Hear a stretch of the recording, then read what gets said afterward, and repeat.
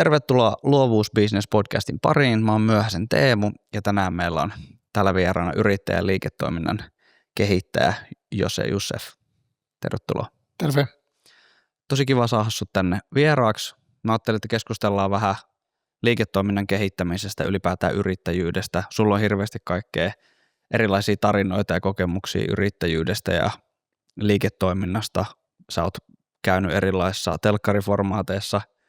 Sulla on kirjoja takana. Tämmöinen, sanotaan, että aika laaja kattaus monen näköistä. Niin jos otetaan tämmöinen ihan tämän hetken katsaus, niin mitä on niin kuin tällä hetkellä paletilla niin sanotusti? No ensinnäkin kiitos kutsusta ja kiva olla täällä keskustelemassa asiasta. Mä oon yrittäjä muiden joukossa ja kun yrittäjä yleensä tekee kaiken. Tosiaan, mun pöydällä on ollut paljon asioita. Mä oon tehnyt tosi paljon niin kuin yrittäjien kanssa yhteistyötä ja ehkä enemmän olen auttanut yrittäjiä selkeyttämään niiden visio ja mihin suunta kannattaa kehittää niiden toimintaa ja miten ne konkreettisesti sitä kehitetään. Kyllä. TV-ohjelma kuvannut tai ollut TV-ohjelmissa ja kirjoja ja itse asiassa parhaillaan kuvaan mun 3. kirja, joka tulee ulos ensi keväällä.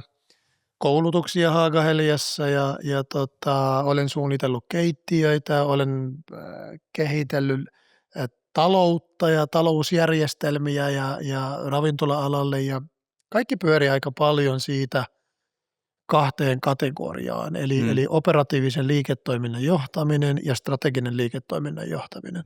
Just. Eli miten kattotasolla bisnestä johdetaan ja miten sitten käytännön jalkautetaan ne suunnitelmat ja suunnat, mitä ollaan piirretty kattotasolla. Kyllä.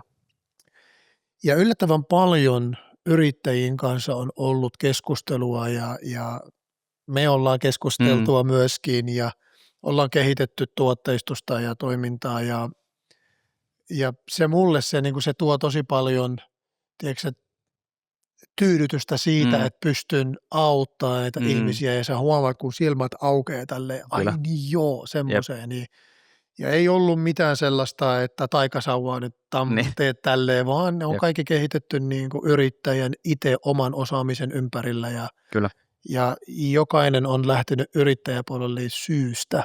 Kyllä. Ja hyvin usein tätä syy unohdetaan jossain vaiheessa matkan varrella, kun meno on raju ja pomppuinen ja Kyllä. joskus hyvä ulkopuolinen objektiivisesti pystyy katsomaan, miten liiketoiminta on mennyt ja niitä kehittämään ja mun rooli on ollut niin kuin kyllä siellä aika paljon. Kyllä. Sä paljon puhut siitä, miten nimenomaan pitää löytää ne yrittäjän ja avainhenkilöiden ne vahvuudet ja mitkä tekee niistä just sen, että mikä se on se, mitä sä just pystyt tekemään. Ja näinhän se niin kuin on, että jokainen on lähtenyt jostain syystä yrittäjäksi ja siinä se matkalla se saattaa hävitä, kun innostutaan aina uusista kiiltävistä esineistä. Miten, no strategia, mitä olet puhunut, että se on toki tärkeää, että on ne suuntaviivat, mitä kohti mennä, että ei lähettäisi karkailemaan niin paljon, mutta mitä sä kokisit, mitkä on niinku semmoisia yleisimpiä, ei välttämättä yleisimpiä, mutta mitkä on semmoisia niinku parhaita tapoja sitten löytää se fokus, sit, jos se on vähän levällään? No sanotaan näin, että ei ole mitään yleensä levällään, vaan yrittäjä aina innostuu erilaisista projekteista ja kiva tehdä tätä ja kiva tehdä tätä. Loppupeleissä, vaikka sä oot yrittäjä, se on bisnestä myöskin, että pitää elää, pitää tienata ja yleensä menee aina siihen suuntaan, kun innostut noin paljon, niin sä ajaudut kivoihin projekteihin, mutta kyseiset projektit eivät generoi tarpeeksi liikevaihtoa. Just.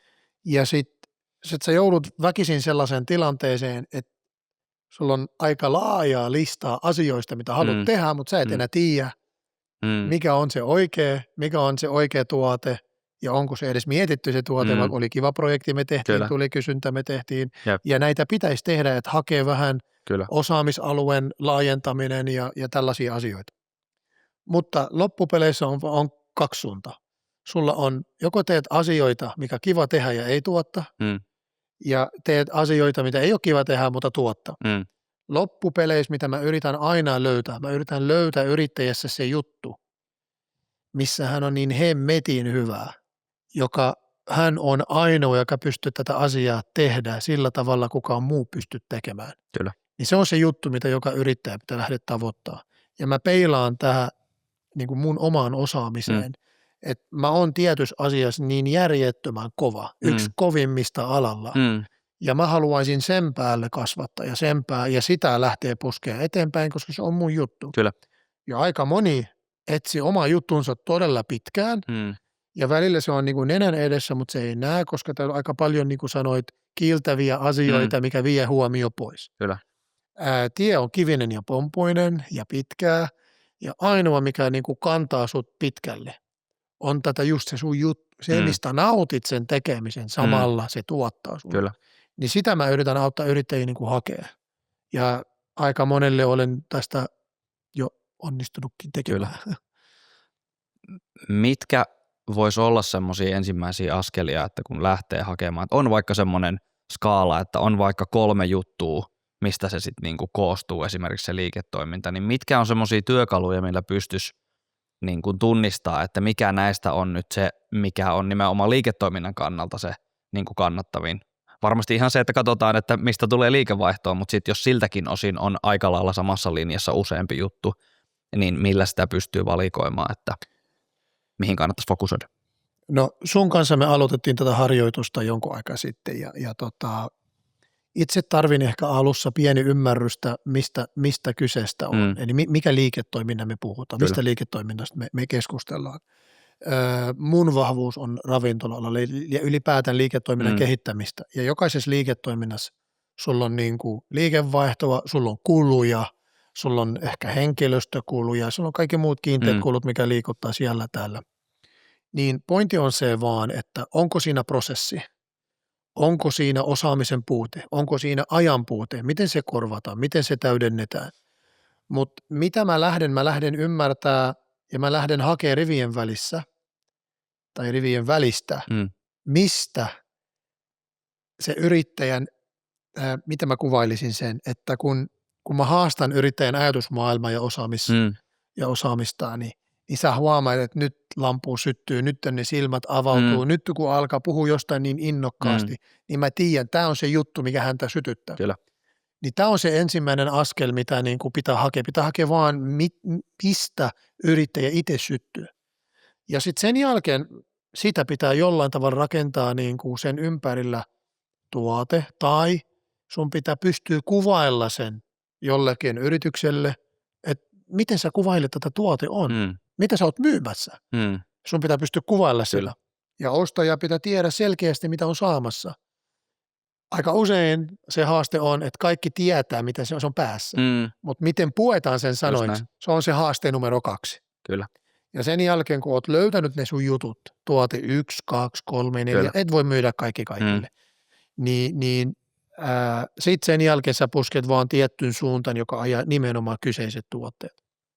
Kiva olla aina erilaisissa projekteissa ja itse nautin siitä. Nautin, että mä oon kuvaamassa TV-ohjelmaa, nautin, että mä oon tekemässä kirjaa, nautin, että mä oon kehittämässä ravintolaliiketoimintaa, nautin, että mä oon kehittämässä yrittäjiä, miten johtavat niiden liiketoimintaa, niin profiili on niin laaja. Ja tämä sama, mitä mä teen muiden yrittäjien kanssa, että miten myyt näin laaja profiili, myymättä laaja profiili. Kyllä. Niin tätä on se harjoitus, mitä tehdään, miten pystyt hyödyntämään sun omasta osaamisesta. Ja aika usein mä tarjon enemmän, mitä mä velotan. Aika usein mä haluaisin aidosti, se lähtee mun palvelu itse, mä puhun, että se lähtee aidosta halusta auttaa. Kyllä. Ja siitä se lähtee kasvaa, koska välillä kyse ei ole rahasta. Niin. Välillä, että oikeasti sä oot saanut jonkun onnistumaan ja menestymään. Mulle on se on paljon enemmän ja tyydyttävämpi, mutta totta kai mun pitää elää myöskin. Miten sitten, kun lähdetään miettimään sitä palvelua, niin kuin tuotteistusta ehkä ennen kaikkea, mitkä olisi vaikka 3 semmoista niin kuin tärkeintä niin kuin asiaa, mitkä siinä olisi hyvä huomioida, että sitä pystyy lähteä sitten myymään? Ensinnäkin pitää miettiä sellainen tuote, joka perustus on ydinosaamiseen. jos mä olen ravintola-alalla, niin mä en voi lähteä myymään tuotantoprosessia tai sellaista. En mä vaan osaa ja pitää pystyä sanoa, että en osaa. Niin oman osaamisen ympärille pitää kehittää. 2, pitää arvioida, että paljonko se kustantaa sen tuottaminen. Vaatiiko lisää resursseja vai pystytäänkö itse tehdä, mikä sen yrittäjän kapasiteetti tuottaa sellaista. Ja sitten sen jälkeen, kun olet katsonut nämä 2, niin sitten sun pitää hinnoitella sen. Sitten sä hinnoittelet sen. Ja sitten katsoit, että kuinka paljon näitä tuotteita pystyt myymään, jolloin sun kapasiteetti on vaan maksimoitu, jolloin pitää ottaa lisää resursseja ja lisää apua ja niin poispäin. Niin mä lähtisin ehkä purkaa sen, jos olet starttaamassa, niin starttaat, missä sun into on eniten. Jos sulla on jonkunnäköinen liiketoiminta pyörinnyt, niin katsot, mistä sun rahat tulee. Tuleeko liian laajasta tuoteportfoliosta, erilaisista palveluista, niin ei voi olla kaikki 10 on samalla tasolla. Ei. Yleensähän on top 3 ja 4, mikä tuottaa eniten, loput on oheispalveluita tai tuotteita. Niin nämä top 3 ja 4, niin asettaa niitä strategiaa. Ja sitten nyt hypättiin semmoinen abstraktiin sanaan, että strategia. Yrittäjästrategiahan ei ole monimutkainen prosessi, ei ole. Ja se ei pitää pelätä tehdä strategiaa. Kyllä. Sitten strategiahan on se suunnitelma, joka laadit, miten saavutat ne tavoitteet. Se on niin yksinkertainen. Jos olet päättänyt, että mä haluaisin päästä X euroon, niin miten mä pääsen X euroon ja millä tavalla. Sitten sä pilkot ne osiin. Mulla on 1, 2, 3 X tuote, ne tuo X euro, tälle kasvu ton verran, tälle kasvu ton verran. Sitten sä oot laatinut jonkunnäköinen suunnitelmaa.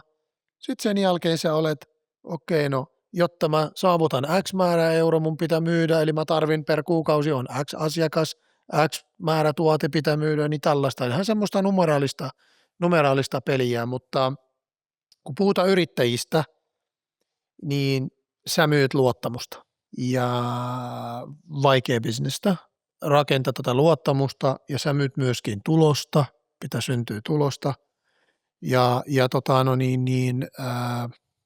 selkeyttä. Että ostaja pitää oikeasti tietää, mitä olet myymässä ja mitä hän on ostamassa. Ja sitten, koska se pitää hahmottelee, paljonko se vastinetta, saako vastinetta rahalle vai ei, ja istuuko omalle liiketoiminnalle ja kaikki tällaista. Niin kuin peruskaupan käynnin salat. Mutta mä mietin aina, yrittäjähän on bisnestä. Business-puolella on korporaatiot ja johtajat mietit tätä.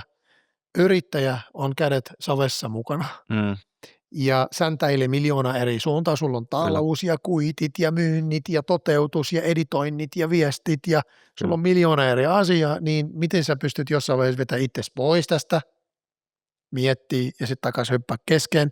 Niin tätä peliä me harjoitellaan yrittäjien kanssa. Miten se kokonaisvaltaisesti katsot se sun toimintaa, miten sä edistät sitä, sitten sä hyppät taas kentälle ja toteutat nämä jutut ja sitten pysähdyt, mietit, missä mennään, tuleeko mitä ollaan suunniteltu, miten voidaan tehdä ja tällaista peliä. Kyllä. Se on pieni vaatimus niin kuin yrittäjältä, ehkä enemmän kuin vaan niin kuin 2 kättä versus montaa kättä bisneksessä. Tämä on se harjoitus, mitä tehdään. Kyllä. No vähän tuohon jatkona tavallaan, että sitten kun monella vaikka yksin yrittäjällä tulee aina sitten, kun lähdetään rakentaa sitä ja kasvattaa tekemistä, niin siinä tulee sitten esimerkiksi se ensimmäinen rekry tai ensimmäinen apukäsi, mikä halutaan sitten niinku siihen auttamaan, niin jotta vapautuu sitten sitä aikaa tehdä esimerkiksi sitä myyntiä tai ylipäätään hoitaa niitä pakollisia asioita, niin mistä sitten niinku tietää sen, että mikä rooli on sitten se, mihin ekana pitäisi hankkia sit sitä apua, että onko se sitten tuotantoa vai onko se myyntiä vai onko se joku yleisassari, mikä jeesii niin kuin kaikessa päivittäisessä tekemisessä vai tämmöistä. Sä kysyit erittäin tärkeä kysymys. Aika moni rekry tällä hetkellä, ne päättää, että me halutaan kasvattaa liiketoimintaa, niin rekrytään myyjiä myydään. Mitä myyjä myy, jos sun tuote ei ole selkeä? Jep. Mitä se myy? Se myy yhtään sekava, mitä tuote on, ja niitä mä olen törmännyt moneen. Liian moneen, että haluaa kasvattaa, ja kaikki haluaa kasvaa, ja se on luonnollista, business pitää kasvattaa. Niin tärkein, että se kotipesä kunnossa, että se on selkeä, me rekrytoidaan jonkun, joka palvelee joku virkaa. Eli me otetaan myyjää, myydään X tuotetta, X määrä, jotta me saavutetaan X tavoite. Jep, just näin.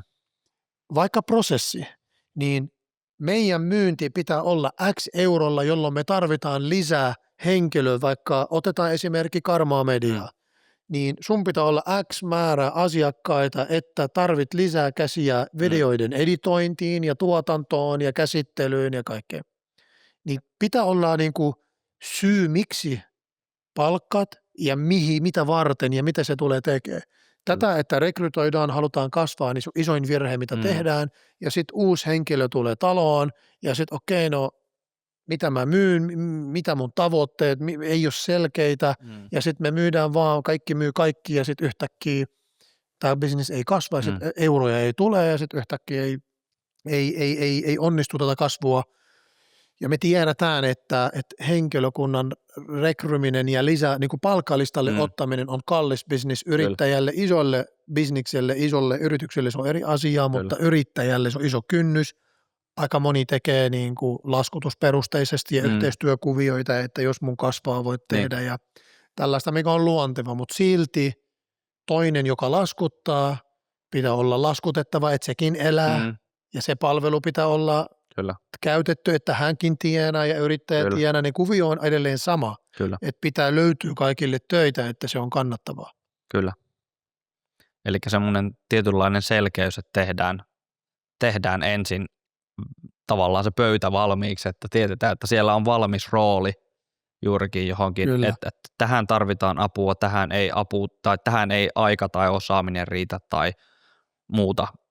Ja jos vielä jatkan sen verran aihetta, että sitten kun lähdetään miettimään vaikka, että moni yrittäjä on, niin kuin sanoit tuolla aikaisemmin, että yrittäjällä itsellä on yleensä se kipinä ja se semmoinen juttu, mitä se myy, niin ja varmasti moni yrittäjä joutuu ensin tekemään semmoista monen hatun taktiikkaa, että joutuu tekemään myyntiä ja sitä operatiivista tekemistä ja pyörittelee niitä kuitteja ja muuta, mutta sitten kun lähdetään miettimään sitä, että jos vaikka sanotaan, että meidän tapauksessa me tehdään videoita ja tavallaan siinä jos lähdetään miettimään, että okei, että mun yksi pääosaaminen on siellä kentällä juurikin siinä konseptoidessa, tai ensin konseptoidaan se tuotanto ja sitten kun ollaan siellä paikan päällä, että saadaan niistä ihmisistä sitten eniten irti sitä matskua, niin esimerkiksi editointi on semmoinen osa-alue, minkä mä pystyn ulkoistaa helposti, mutta sitten taas esimerkiksi se, että se konseptointi tai se, että ollaan siellä paikan päällä, niin ne on semmoisia, mitkä on sitten vaikeampia, koska se on yksi niistä mun isoista vahvuuksista. Ja sitten taas esimerkiksi ne päivät, mitä mä oon siellä kentällä, niin sitä ei voi skaalaa. Ei. Ja sitten taas vastaavasti se, että sitten kun taas myynnissä taas mulla on se asiantuntijamyyjä tavallaan tilanne, että mä pystyn parhaiten myymään sitä, koska mä oon luonut sen palvelun, mutta toisaalta niin kuin sanoit, että sitten taas jos se on valmiiksi hyvin konseptoitu, hyvin tuotteistettu, niin että joku muukin ymmärtää, miten sitä voi myyä, niin sitten taas joku ulkoinenkin myyjä pystyy ottaa sen kopin. Yksinyrittäjänä on kädet täynnä ja sä et voi tehdä kaikki. Kyllä. Jolloin sä joudut miettimään, okei, no missä mun panos, missä eniten tarvitaan. Missä asiakas ei pärjää ilman mua ja missä asiakas voi pärjätä. Kyllä. Ja sun keississä, että sä haluat olla se luova ajatus ja konseptointia, mutta voit editointi ulkoista, mutta sä oot jo identifioinut jo tässä vaiheessa, että editointi on sellainen osa, mitä mä pystyn ulkoista ja se vapauttaa resursseja. Sama pätee kaikkiin yrittäjiin millä tahansa alalla. Eli sä et voi tehdä kaikki. Sä et voi markkinoida, sä et voi somet tehdä, sisältöä. Joku käsi pitää ottaa, niin sun pitää arvioida, mihin tarpeeseen tätä käsi otan. Sama kun sä rekryt, samalla sä ostat palveluita, miksi mä ostan sen palvelun ja mitä se palvelee, se on kulu sun liiketoiminnalle yrittäjänä, niin sillä pitää olla virkaa. Kyllä. Niin et ei tule sellaista, että joka paikan höylä, niin sä et saa mitään, että se pitää organisoida ja loillan tavalla.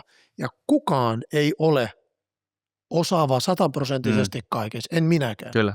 En minäkään.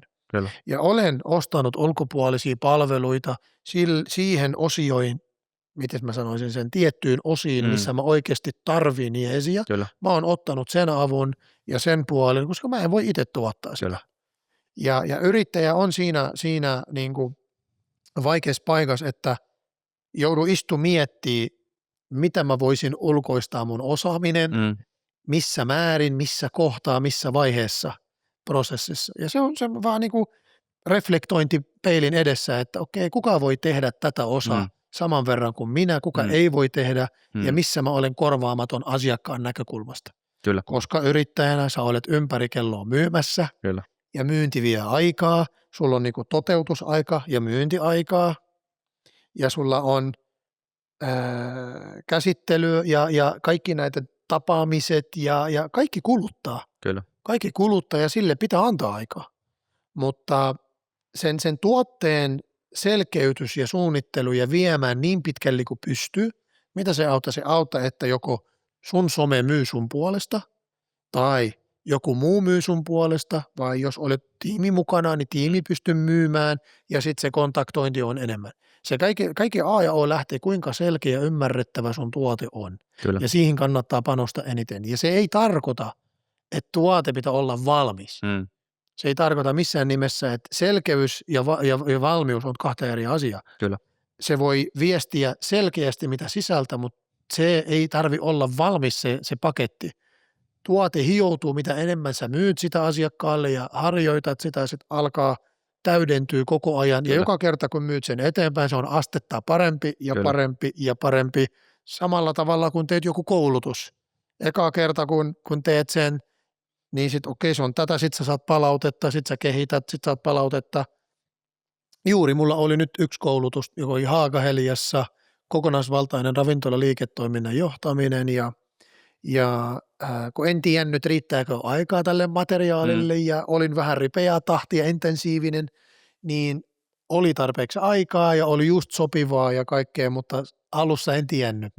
Palaute oli 5/5, mutta kommentit oli intensiivinen, olisi ollut kiva harjoittaa vähän hinnoittelua ja kaikkea, niin sain info, että tätä tuli toteutumaan keväällä uudestaan, niin sitten siinä me kehitetään vielä paremmin, joko tämä tuote on astetta paremmin seuraavalla kerralla ja paranee ajan mittaan.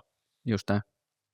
Ja kyllähän se on, että niin kuin toisto, no ylipäätään toiminta tuo selkeyttä, mutta toisto tuo myös sit selkeyttä, koska sitten toistaminen ja sitten ehkä sun näkemys ja visio tuotteesta selkeytyy ja rakentuu kysynnän mukaan ja ympärin mukaan, koska se voi olla, että se on osa, joka vaan laitat palikoita ympärille ja tälle asiakkaalle menee 2 palikkaa ja tälle asiakkaalle menee ilman palikoita ja ne pystyt yhdistämään jollain tavalla, koska palataan siihen keskusteluun, että sun osaamisprofiili on laaja ja sä ei voi myydä kaikki kaikille ja jotkut kaipaa 1 osa, jotkut kaipaa 3 osaa, jotkut kaipaa koko paketti, niin että sun pitää pystyä niinku kohdentamaan, kenelle myyt mitäkin.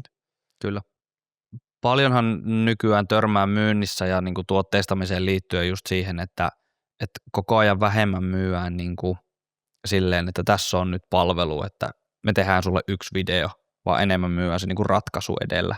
Eli just se, että vähän niin kuin mikä se lopputulos siinä on. Että just että juuri mitä sanoit, että miksi me ostetaan tämä, miten tämä auttaa meitä, niin miten sä tuossa tavallaan näkisit sen, että jos mietitään, että tässä on pelkästään vähän niin kuin se fyysinen tuote tavallaan, että se on vaikka se video, ja tässä päässä on vähän niin kuin sitten semmoinen ihan pelkkä ratkaisu tavallaan, että me saadaan teille lisää myyntiä, ja sitten siellä voi olla ihan mitä tahansa tavallaan sisällä. Niin jos nämä on niin kuin ne ääripäät, niin miten sä lähtisit, niin kuin, että mistä olisi hyvä niin kuin aloittaa, kun lähdetään rakentamaan sitä? No lähdetään tuotteesta, se on video. Ja mitä video palvelee? Niin tietylle yritykselle video on vaan brändin tunnettuutta ja brändin niin kuin brand awareness kasvattamista, niin mitä sä mittaat sen? Tutkimuksilla. Ainoa tapa. Generoiko euroja? Me ei tiedetä. Mutta sitten jos me halutaan tietty tuote promovideolla, niin sitten me mitataan korreloiko euroiksi. Niin sen mitattavuus, miten sä määrittelet, ja yleensä kun yritys ostaa, kun menen fiksaamaan tietty liiketoiminta, mä fiksaan, koska siellä on vuotoja. Ja silloin kun vuodot suljetaan, niin sitten yhtäkkiä putoo viivan alle. Eli se asiakas, joka ostaa mun palvelun, ostaa tulosta. Ja jos mä en pysty tuottamaan tulosta, mä oon pettymys, vaikka mikä hieno tuote minulla on. Kyllä. Niin riippuu mihin tuotteeseen on ostettu, mutta joku ostaa multa vaikka, että mä tuun tekemään ruokalistaa. Sitten mä vaihdan ruokalista ja sitten me mitataan sit asiakaspalautteiden kanssa, onko hyvä vai ei. Niin näitä asioita pitää miettiä, että olenko tehostamassa toiminta, olenko kehittämässä toiminta ja sun maailmassa teet video, mitä se ajaa se video? Halutaanko tuoda asiantunteva viestiä esille? Sitten se on vaan materiaalin generointi ja tuodaan asiantuntevuutta, koska se parantaa brändin ilmettä ja brändin mainetta ja antaa sen vaikutelman, että tämä on uskottava taho, tehdään bisnestä sen kanssa. Kyllä. Pystyykö he mitata euroiksi? Totta kai, ajan mitta se kasvattaa, mutta näkyvät tulokset heti ei näy. Ja jos video on semmoisen, että niillä on tuote, joka haluaa myymään, niin sitten pitää rakentaa, okei, no me tehdään kampanja, niin generoiko tämä kampanja euroja, jos sä tuut myymään heille, että hei, mä tuon teille euroja, me tehdään nämä, niin on syytä tuoda ne eurot. Kyllä. Niin itse mä näin, että mitä tahansa me myydään ratkaisuja, me myydään tulosta. Kyllä. Onko tulos euro tai ratkaisu tai parannus tai prosessin kehitys tai asiat paremmin tai mielikuva, niin pitää katsoa, että ajaako tätä palvelua sen tarkoituksensa. Kyllä. Ja siinä mitataan eri tavalla eri tarkoituskohtaista palvelua. Mutta niin kuin sä sanoit, me myydään lopputulosta, oliko mitä tahansa lopputulos on. Kyllä. Mitkä on, kun lähdetään miettimään vaikka yksinyrittäjiä tai ihan ylipäätään mietitään vaikka nyt sun asiakkaita, niin mitkä on yleisimpiä haasteita, mitä siellä sitten tulee vastaan? Missä tilanteessa lähdetään, jos mietitään vaikka tämmöistä niin ihan liiketoiminnan konsultointia, että sieltä tullaan, että hei, tuu nyt auttaa meitä tyylisesti. Mitkä on niin yleisimpiä haasteita, mitä siellä sitten tulee vastaan? Itse lähestyn aina, niin kuin, miten liiketoiminta performoi, koska kaikki asiat liittyy toisensa. Meidän alalla, jos me puhutaan vaikka ravintola-alalla, jos sulla on huono kate, niin ruuan kate vaikka esimerkiksi, niin siellä voi olla 1,000,000 eri asiaa taustalla, niin mun pitää tietää, mikä on asia, mikä mättää. Onko annos monimutkainen? Onko raaka-aineen saatavuus hankala? Onko varastointi epäkunnossa? Onko hinnoiteltu väärin? Heitetäänkö hävikkiä niin paljon? Me ei tiedetä, niin tässä on niin monta eri liikkuvaa. Osaako tätä henkilökuntaa, tätä tuotetta, niin mun pitää lähteä purkaa. Niin ensin mä lähden niin kuin liiketoiminnan analyysistä liikkeelle. Ja yleensä, jos sulla on huono tuote, tai jos et ole tyytyväinen, tai palautteet on sellaisia, mikä niin kuin sanoit, asiakas, meillä on huono tuote, niin sitten, ja jos tämä asia on jatkunut pitkään, niin sitten aletaan puhua johtamishaastetta. Se voi olla tuotteesta, ei ole se ongelma, vaan miten johdetaan. Kyllä. Niin se on niin laaja, on tosi vaikea, niin mun asiakkaat aina, kun ne kyselee, niin mä haluaisin kuulla toiminnasta enemmän. Miten se on johdettu, miten se pyöritetty, kuka vastaa mistäkin. Onko siellä selkeä työkuva, miten se tehdään?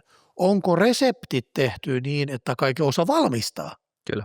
Onko edes olemassa reseptejä? Kyllä. Että mennäänkö vaan kyseinen työntekijä mukaan, joka sattuu olemaan siinä serviisissä.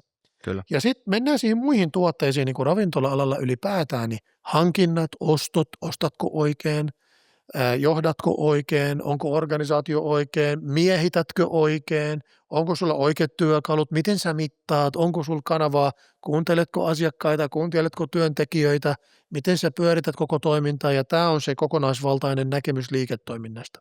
Kyllä. Mä harjoitan sama harjoitus, niin kuin tehtiin sun kanssa se kokonaisvaltaisesti, mistä ne eurot tulee, miten ne tuotetaan, onko tuote niin, että hyllytät vai valmistat, onko siellä prosessi, onko tuotantoprosessi, oliko ruokaa vai video vai sisustussuunnittelu vai mitä tahansa kyseessä on. Niin periaatteet on sama jokaisessa liiketoiminnassa. Yleensä yksi asia, se voi olla tosi piiloasia, mikä johtaa tiettyyn tulokseen, jolloin sä tulet ratkaista tätä tulosta, mutta sä et ratkaise sen ongelman ydin, niin se ei ratkaise sitä. Niin mä lähden aina liikkeelle liiketoiminnan analyysistä ja puhutaan tuloslaskelmasta ja onko siellä tarpeeksi dataa.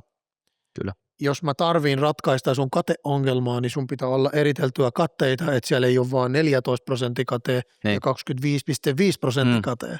Että siellä pitää olla määritelty niin eurot ja viinit ja alkot ja olut ja sulla on niinku ruokaa ja virvokea ja pakkausmateriaalit ja pitää pilkkoa tätä, että sä pystyt dataa ottaa. Kyllä. Ja ratkaisut voi olla puhtaasti työkalu, mihin rakennetaan niin kuin seurantatyökalu tai jalkauttava työkalu, tai sitten joudutaan välillä koko tilikarttaa päivittää, että se palvelee data seurantaa, mutta ensin totta kai me määritellään, mitä sä haluat seurata toiminnassa. Kyllä. Nykymaailma on digitalisoitunut maailma, on tullut tosi paljon työkaluja liiketoiminnalle, jotka pystyy parantamaan sun elämää. Ja jos mietitään yrittäjän näkökulmasta, sä voit digitalisoida tiettyjä juttuja, jos tarvitsee tehdä kaikki manuaalisesti, mutta perusdata on olemassa. Ostat, myyt, joko ostat ja myyt suoraan tai säilytät, tuotat ja perusdata on olemassa. Niin kuinka syvä pureudut ja kuinka kevyesti pureudut liippuu, miten kirjataan, miten työkaluja on saatavilla ja laaja niin kuin se koko niin kuin kuvio on tosi laaja, mutta mä pyrin aina yhdistämään euroja päätöksiin, että ne palveleeko liiketoimintaa, ja sitten tässä tulee se kysymys tai se ajatus, että onko kiva tehdä asioita, mikä ei tuottaa ja kuluttaa resursseja ja kuinka paljon ja mitä me tehdään. Ja yksi, mitä haluaisin kysyä vielä sitten niinku just liittyen tähän ehkä niinku tehostamiseen, niin tekoälyhän nykyään kannattaa hyödyntää kaiken datan hyödyntämisessä ja tutkimisessa ja tehostamisessa, ja niin kuin sanoit, että sitä dataa tarvitaan, asioita pitää dokumentoida, jotta sitä pystyy niin kuin kehittämään, jotta pystyy löytämään niitä ongelmakohtia, jotta pystyy löytämään niitä, mitkä niitä vahvuuksia myös niin kuin on, koska sitten jos se on vaan ihmisten päässä se tieto tai sitten ne kokemukset, niin ei se, sit on vaikea niin kuin louhia mitään niin kuin kehitysmateriaalia. Miten sä itse, millaisissa tilanteissa sä hyödyntäisit tekoälyä? Toi tekoälykeskustelu on mielenkiintoinen, koska se on nyt ollut tosi vahvasti esillä joka paikka. Mutta sitten kun puhutaan palvelualaa, joka vaatii ihmiskontakti, se on ihmislaji. Kyllä. Oliko asiakkaita tai työntekijöitä ja kaikkea, niin joo, tekoäly voi käyttää. Mä en voi kutsua itteni tekoälyksi asiantuntijaksi, mutta mä oon tehnyt muutama tekoälyprojekti. Ne on ollut erittäin mielenkiintoisia.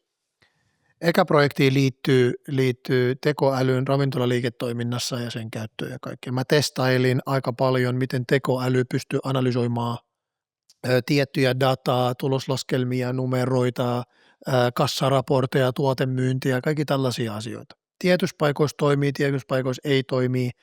Se antaa hyvin geneeristä tekoälyn tyyliä, vastauksia, niin niitä ei oikein hyödyntänyt mua, kun mä teen syvän liiketoiminnan analyysin. Mitä mä olen pystynyt itse käyttämään, on pystynyt käyttämään oman tuotteen markkinoinnissa.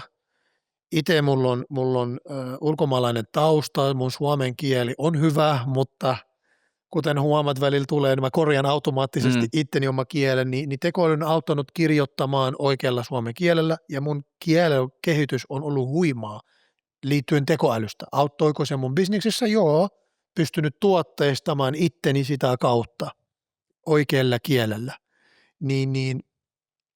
Se on ollut hyödyllinen.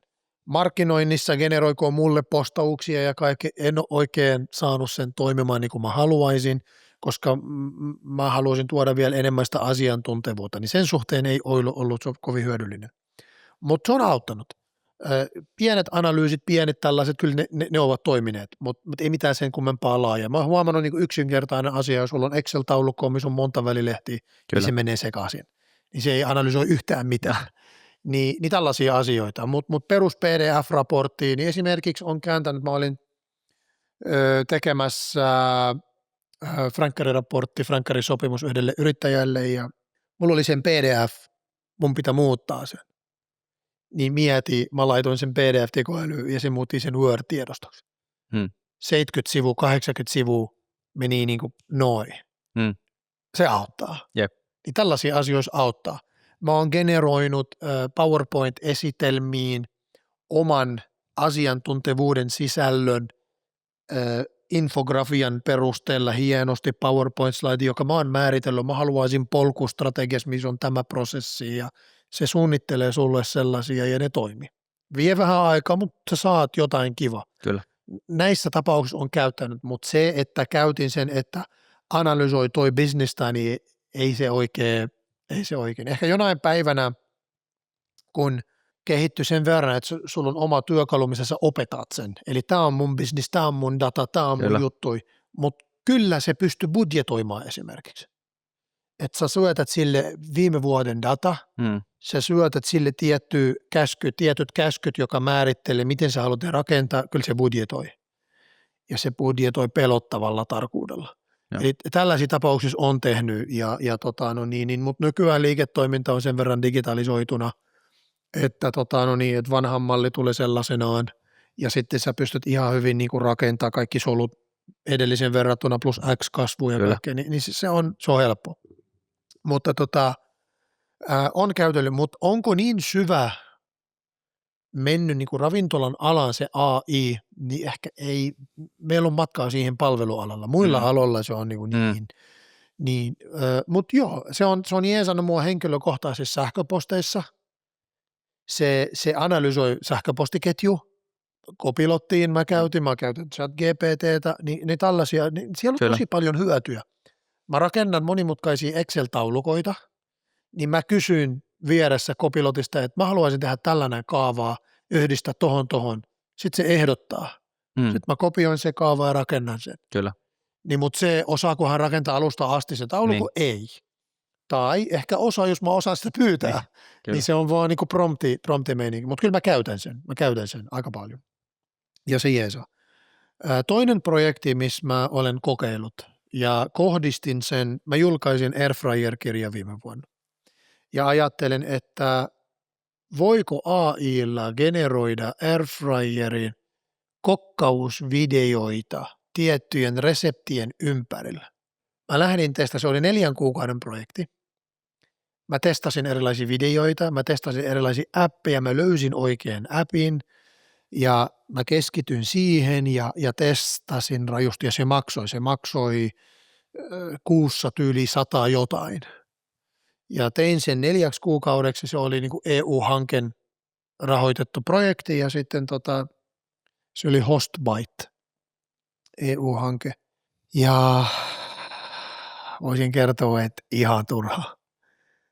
No, se palaute, kun esittelin sen projektin, ne katsojat, mulla oli noin 15 katsojaa, 21 luokkaa.